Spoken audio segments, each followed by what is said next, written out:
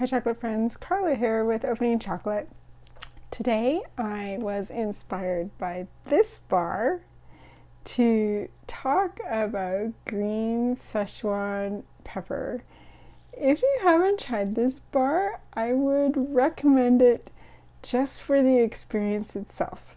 Now, one thing you should know is that in English, we pretty much call all of these things peppers that are entirely unrelated to each other. So we have black pepper, which is Piper nigrum, which is in the Piperaceae family. We also call bell peppers and chili peppers peppers, but they're in a different family. They're in the Solanaceae. They're the capsicum annuum. So those are entirely different. And then we have this one, the green Sichuan pepper, or Sichuan peppers altogether. They are in the Rutaceae family, which is the citrus family, and the name of their genus is Zanthoxylem, which is a fun name. It's xantho means yellow, xylem means wood, so and it's named that because some of the species have yellow heartwood and can be used for dyes and stuff, but that's not what we're worried about today. You may have also eaten this in a different way. So Zanthoxylem piperatum is Japanese sansho. So if you've had that before, then you've also had something related to the Sichuan pepper. It's in the same genus. So this plant where this green peppercorn comes from. So I don't know if you can see on here, it says a collaboration with 50 Hertz. So they are the source of the green peppercorns, and I have some of their green peppercorns here. I don't know how well you can see that. Maybe I'll do another close-up of it. So this comes from a plant called Zanthoxylem armatum.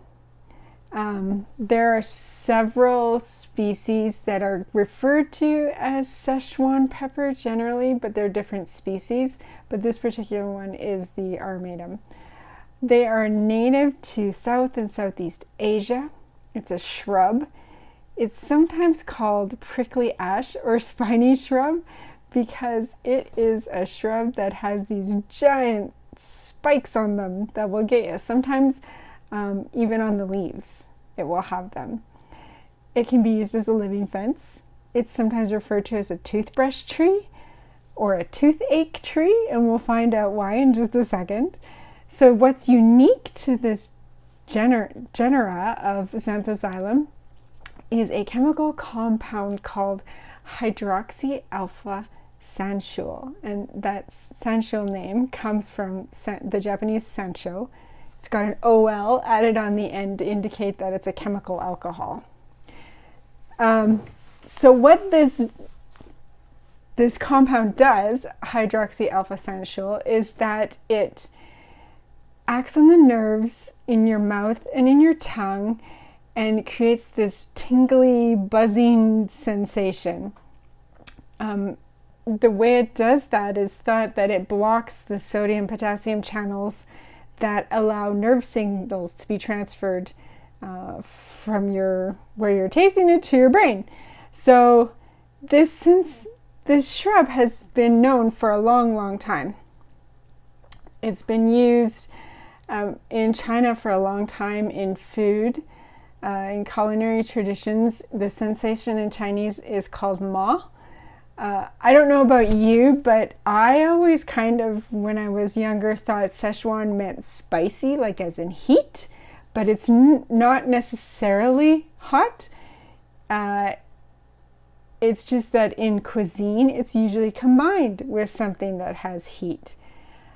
Historically, it was a fertility symbol, sometimes even today, because if you look at some of the species, they have a main fruiting body and then two tiny fruiting bodies next to it, which kind of made people think of male genitals.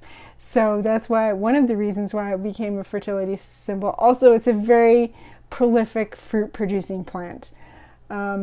It's used even today in rural areas of China as a confetti for newlyweds.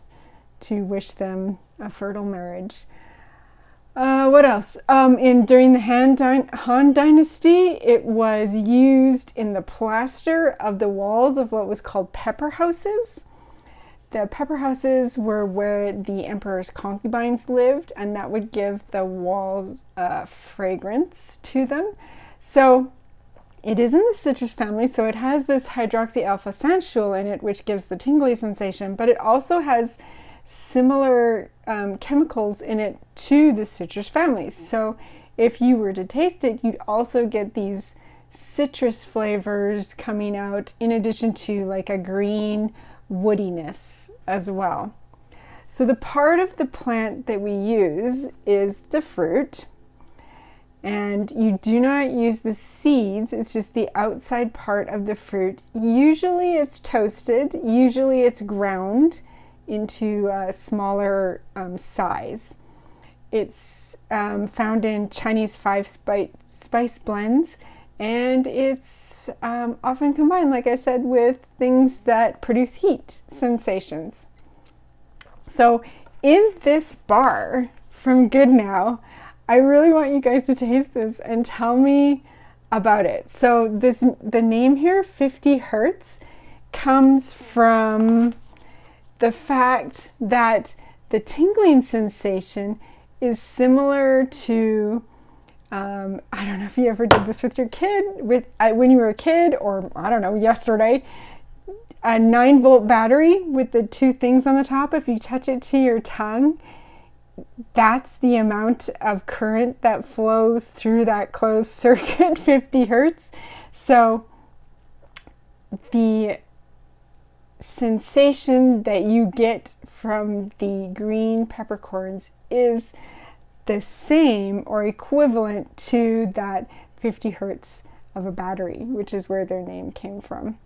So it's a really interesting chocolate to eat. It's surprising if you always thought that Sichuan peppers were spicy. It'll be different. It's not spicy like that. It's spicy in a different way.